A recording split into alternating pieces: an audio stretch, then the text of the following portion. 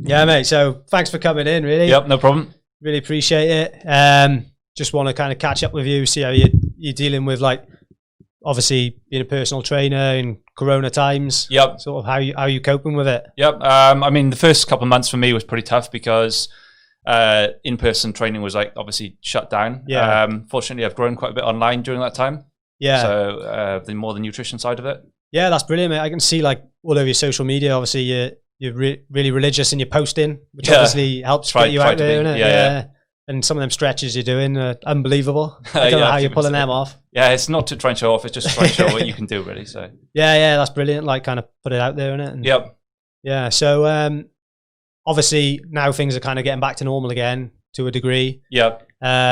You were training down in Cardiff before. Are you still looking to do that now? No, I'm pretty much based around the local area now, training clients from home. Yeah. And then, like I said, working online, mostly the nutrition side, that is. Yeah. But at the moment, I'm quite happy where I'm based. Yeah. So. No, that's brilliant, mate. To be honest with you, I think there's, like, plenty of need for it around here. And I think, like, I don't know about you personally, but since, like, lockdown was kind of in place, I think it gives a lot of people a lot of time to reflect on themselves and what their goals are.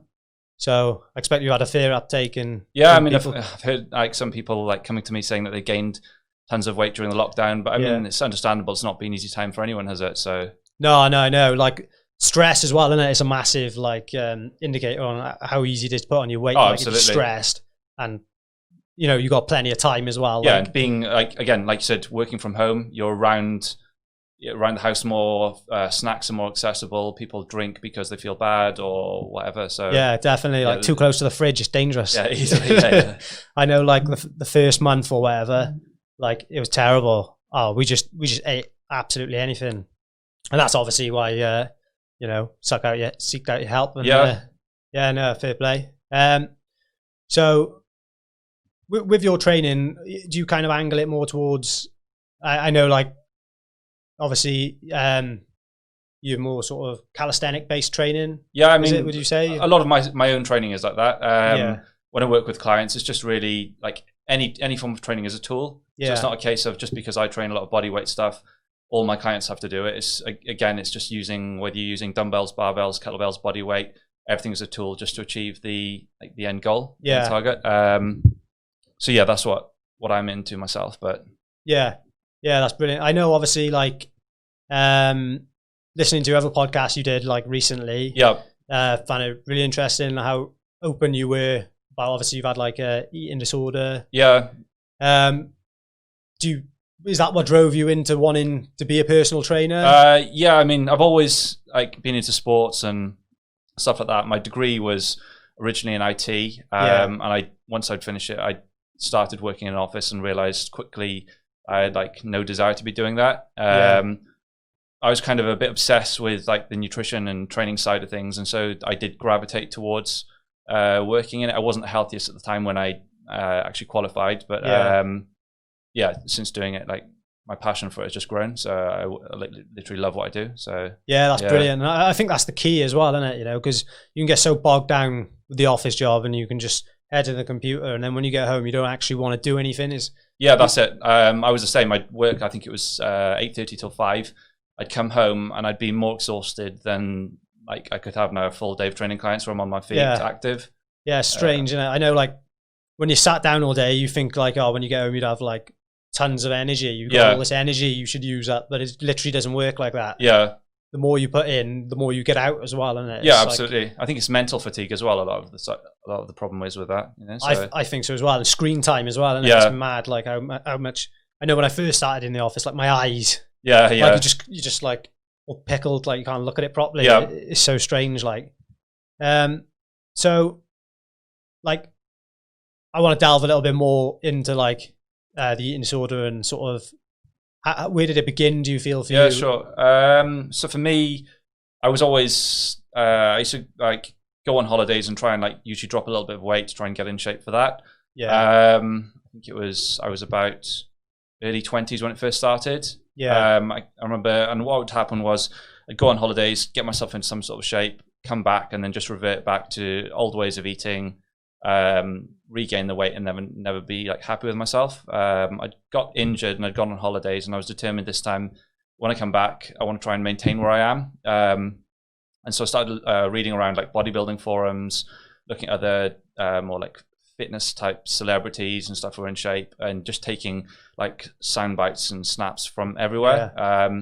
In the end, it left me in a bad way. I became like very like orthorexic in terms of everything I ate had to be like clean eating. So I would label foods as good and bad. Monday to Friday was like good, clean eating. The weekend was then a cheat day, like as you hear The Rock do. And all this is just a downright excuse to just binge on all the foods you've restricted through the week. This went on for quite a period of time, but as it just goes on more and more and more, it just tends to snowball and escalate and becomes more obsessive, and then you're more ingrained in it.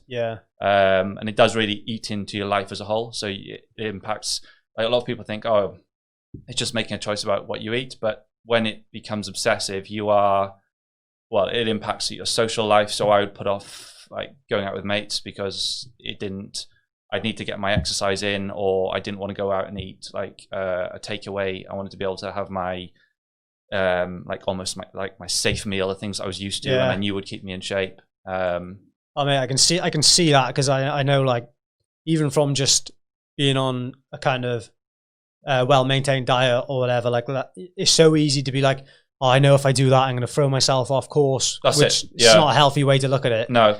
Because if you can't go out once a month and have a meal with your friends or your family or something like that, it's kind of... Yeah, exactly. It shouldn't be like any form of like diet. If your goal is to lose body fat or whatever it is, for most people, there's got to be some form of restriction, but the restriction doesn't have to come at the cost of like everything else in your life, if that makes sense. So like a lot of people are like, oh, I just want to lose weight, get healthier, but people don't consider that like health comprises not just your physical health, but like your emotional health, psychological health, spiritual, and like your social health as well. So if in order to achieve your goal of like looking better for your wedding day or for your holiday or just in general, you're like isolating yourself away from friends or putting off other things, then you've got to weigh it up, and is it working out for you, Yes. And also, like, probably 90% of the reason, or probably 100% of people's reasons for starting down that path is, I want to look better to go to these social events. Which is absolutely fine, And then you kind of acting that by not going to them, by trying to get to where you want to be, which, like, it's so easy done, though, I expect. Oh, absolutely. I can just remember freaking out about like the smallest of things, going out for a meal with my family and being like, right, if I go out at this time, it means I don't get my training session in. So I can literally remember coming home from work, I was working in the office job, being like, oh, going out to eat in half an hour. Okay, I'll go outside and run sprints for 10 minutes because I've got to burn calories. And again, that's another big point of like, what I try and do with the training side is get people away from thinking, like in your hour of training or whatever it is, this is where we're burning fat. You're burning your fat. We're gaining and losing fat every day. It just fluctuates, but your fat gain or fat loss is dictated by the nutrition, and the training should be essentially making you like a stronger, fitter, more mobile, like healthier person. And not looking like going in and worrying about, oh, I've burnt this many calories in the workout today. You're kind of missing the forest for the trees. You want look at progress in your training rather than 100%. Like how much fat I'm losing in that session. Absolutely, because you're just missing out on all the benefits to get from training. If you're just looking at like your watch or whatever and thinking, oh, I need to burn another 100 calories, or or how much am I sweating? It's such an easy trap to lead yourself down, though. Because I used to do it myself, and you can rate your workout on how many calories you've earned, can't you? That's Which is probably not the best way to do it. You should be looking at times and weights and again, there's people then get into the thing of like, all right, I've burnt this many calories, I can reward myself with food, and you're almost. That's when I got into slippery slope, because it was like, all right, when I would then almost like binge eat on the weekend, wake up on Monday morning riddled with guilt. What would be the first thing that would come through my head? All right, okay, I need to go in the gym now, and I need to suffer, punish myself because I've eaten too many freaking M&Ms or cookies on the weekend. It's just So you would allow yourself to have the foods on times, but obviously you kick yourself for it. Like, that was in a major way. Jesus Christ, a weekend could be all hell would break loose. So like Monday to Friday would be like like quote unquote clean eating, and then it could be I'd almost like stockpile the food I was going to eat on the weekend. So it could be I'd go out and buy cookies, I'd buy ice cream, I don't know, I'd go and eat a freaking lasagna and whatever. But I wasn't enjoying it, but it was a case of, right, I've only got one day to eat the food, and then it's back to like almost like lockdown with my diet. And like I said, Monday would roll around, same cycle would begin again, restrict the food intake, both on calories and food choices, and then start, and I think, all right, okay, I feel like shit, I'm not going to do this again. And then we start getting towards the end of the week, and I'd be thinking in my head, I know, can't wait to go and eat that big tub of Ben and Jerry's on the weekend. Stop prepping for your cheat day again. Yeah, exactly. It's just, and it gets into a vicious cycle, you know? Yeah. It's hard. You don't, because it becomes obsessive, you don't really recognize it in yourself. Yeah. And it would just evolve and become more over time. Like, I thought I was just getting like lean. My goal had always been to get the like Brad Pitt Fight Club look. Yeah. And in my eyes at the time, I was like, yeah, I just looked quite lean. Needless to say, I didn't. I was 9 stone 3. Looked like something had come out of a concentration camp. 9 stone 3. That is pretty like what are you like now? So my weight now fluctuates again depending on like where I am.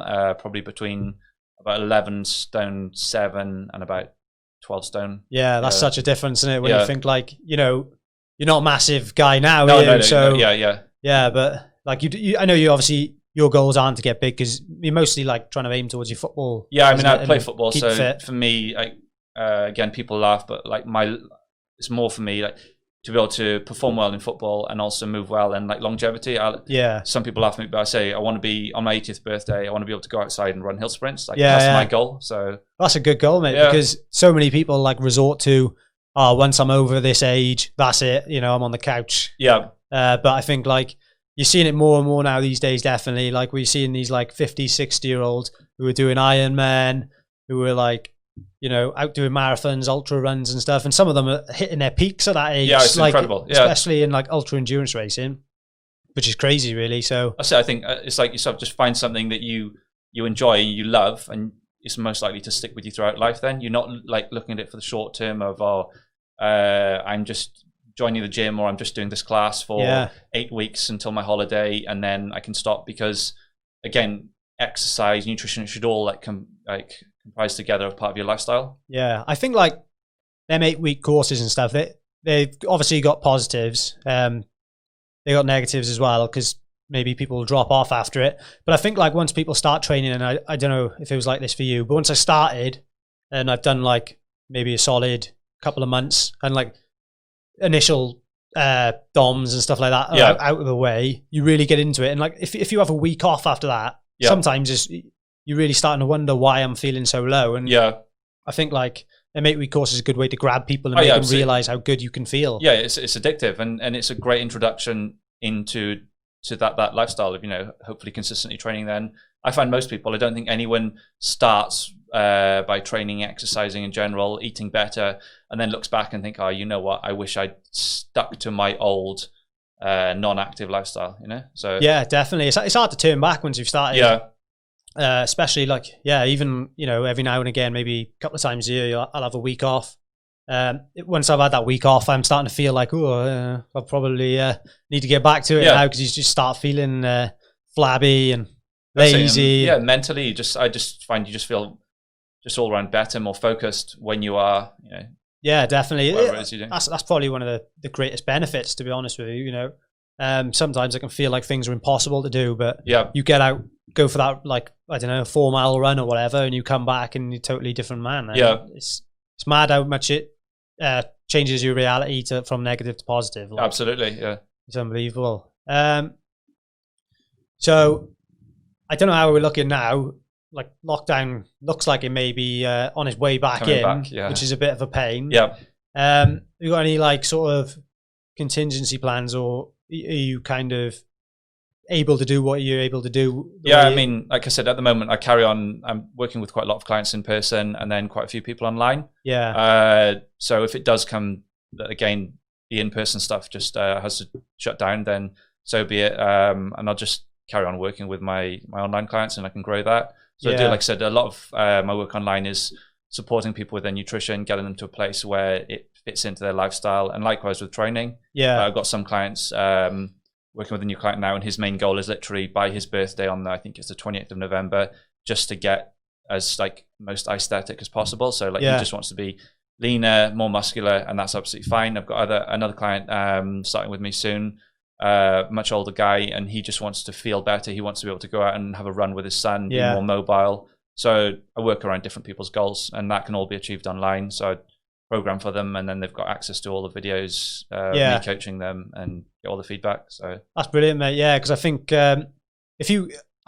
would imagine a lot of trainers kind of get people in and they want to set their goals onto the client. Yeah, 100%. Rather than what the client actually wants to do. Yeah. You need to come in and bench press. Well, maybe that's not for everyone. No. And like you said, being more active with your children and stuff. I mean, I like a lot of my stuff is bodyweight training, but I don't go, right, I've got a client comes in and they want to, it could be a lady who's not exercised in 20 years. She could be in her 50s. She's concerned about lifting weights because she might think she might get big, which is a common misconception people have, which is absolutely fair enough.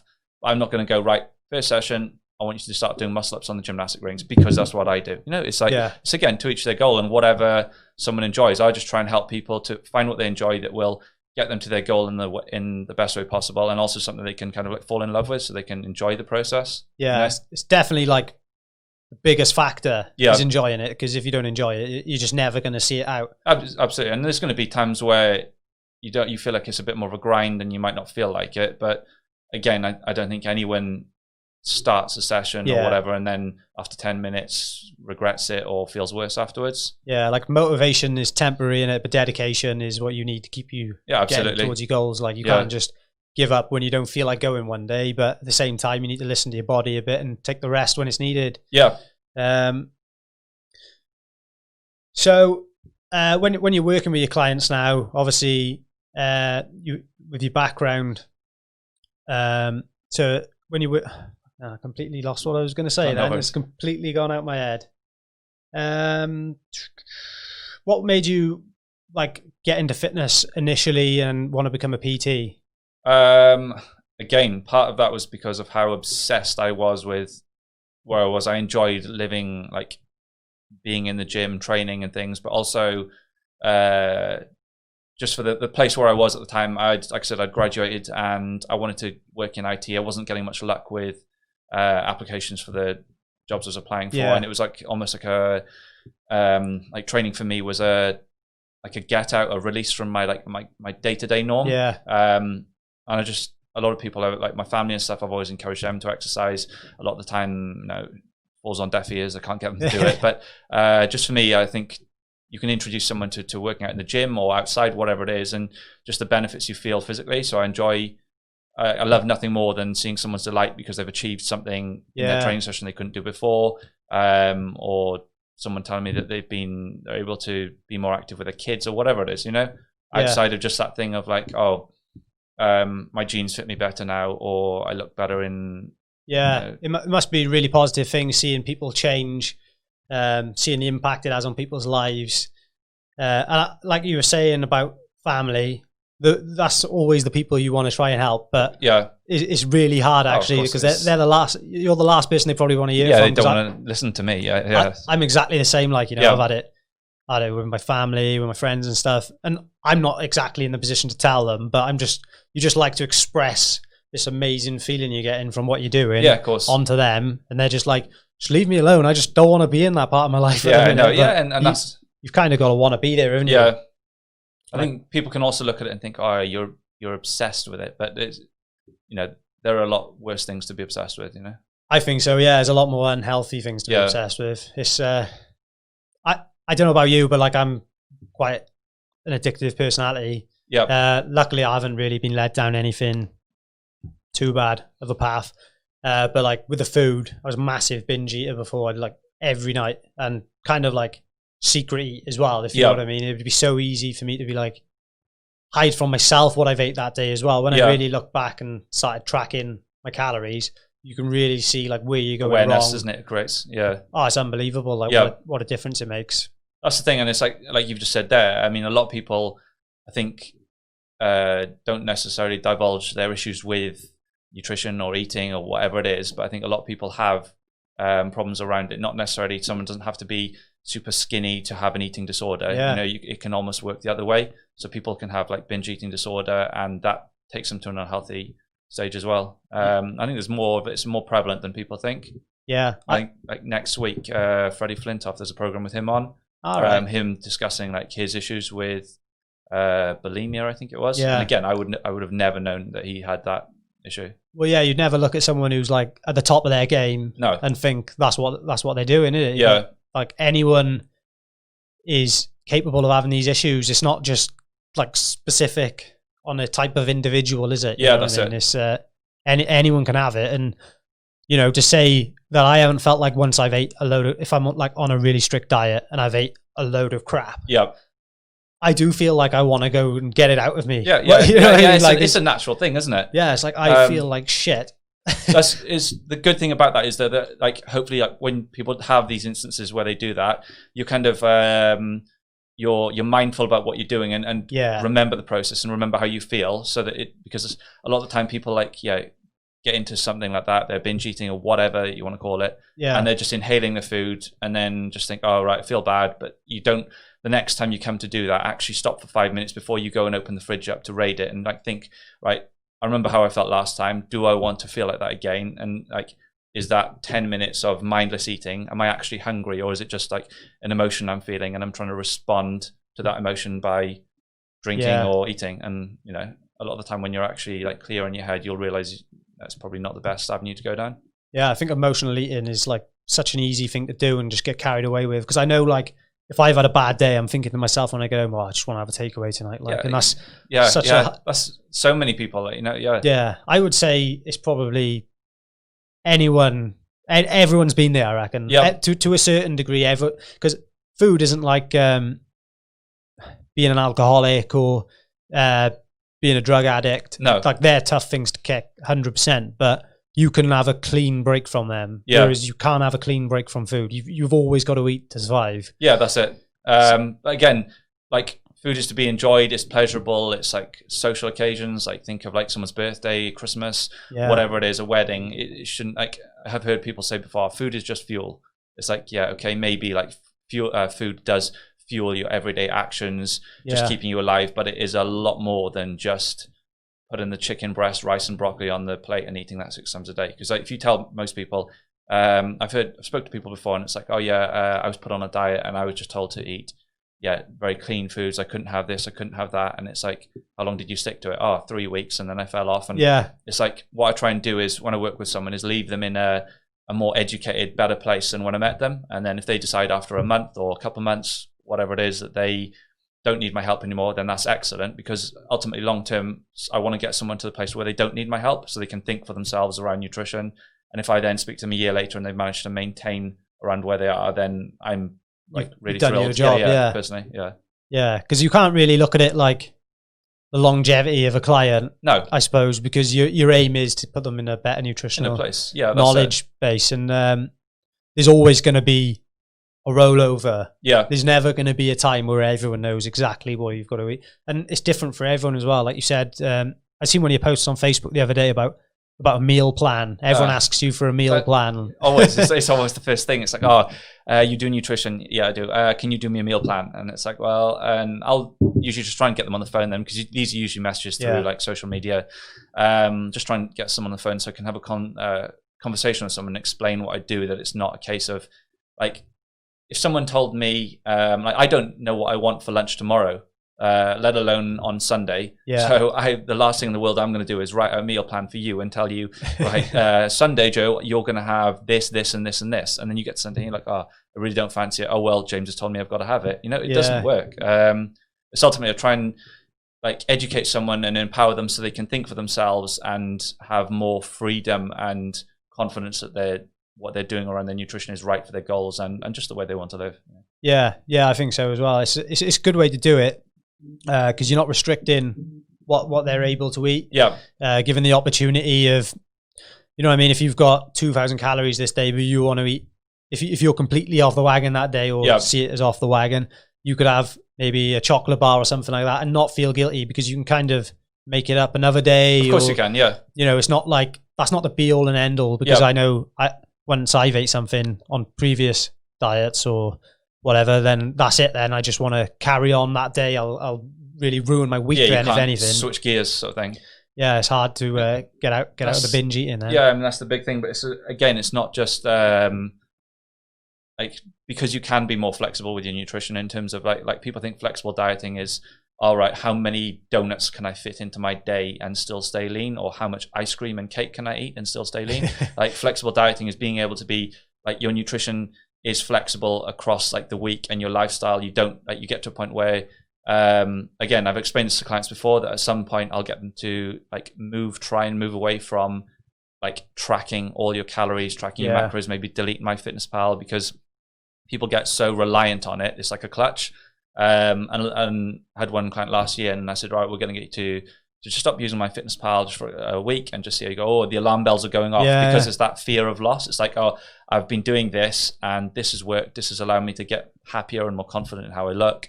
And so the thought of taking that away, and it's the same with people when they're dieting. Again, if someone's tracking calories, someone could be on a set calorie amount, and then once they've got to a point where they are happy with how they look, their body composition, their clothes are fitting, whatever, it's like, right, now we can increase your calories and go back up, and you can have more freedom about what you're eating. But again, the alarm bell's going off because people are thinking, oh, I don't want to eat more, because if I eat more, I'm going to get fat. And the body doesn't work like that. Like, your body is a constantly like evolving thing. Like, you may start your diet on 2,000 calories.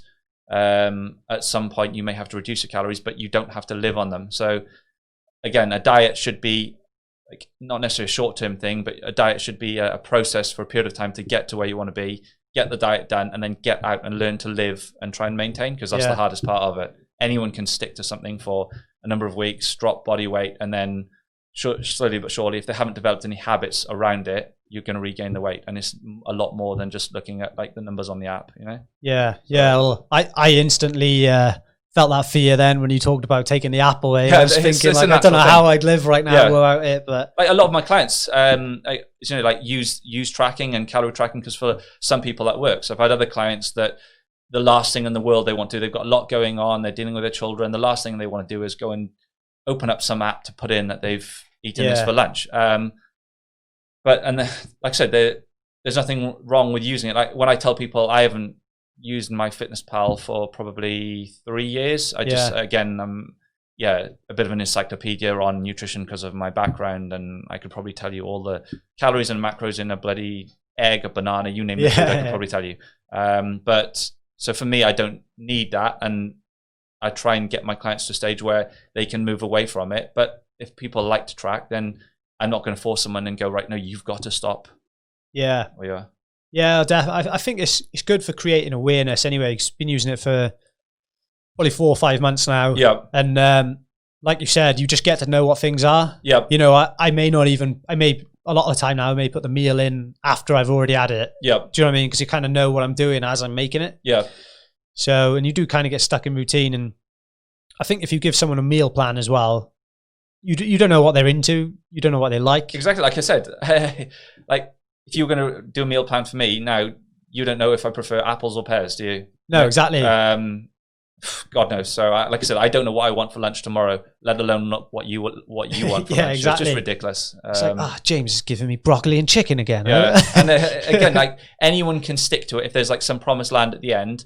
Do this for 8 weeks and you're going to get leaner. You're going to whatever. They can suffer it through like a jail term. But at the end of it, are you going to be in a position where you're empowered, you're knowledgeable on the reasons why you've done certain things, that you think, I can maintain this now, and I can go away for the weekend, indulge in drinking food, enjoy it with my friends or whatever, come back and not freak out. Again, another one is scale fluctuations. So many people just like freak the hell out about the weight going up and down on the scale. And yes, fat gain and fat loss will impact the scale, but there are 1,000,001 factors that control it outside of that.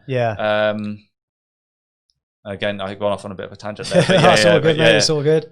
I think like we're all after quick fixes in this world, and that's like our preset, I think.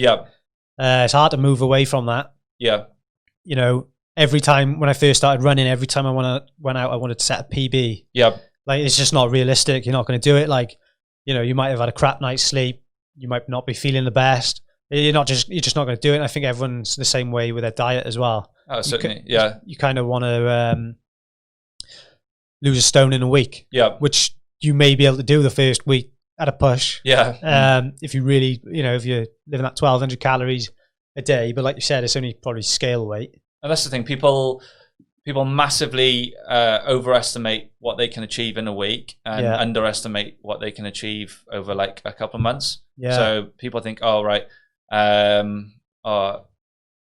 I've seen my friend has lost a stone in 3 weeks, so I want to do the same. And it's like, okay, but is your friend actually in a better position like for losing a stone, or have they just crash dieted and done something very aggressive? So it's hard to get the point across. And when I have a consultation with someone, or someone says, oh, my friend has lost more weight doing like a diet on this where they've eliminated everything, I'm like, that's absolutely fine, but like just accept that you're probably going to be in a better position long term to maintain your weight than your friend. And ultimately, it's not my position. If a client wants to go aggressive, they can do. Like, they're in charge. Yeah. I'm like the co-pilot. I just steer them down the route. Yeah.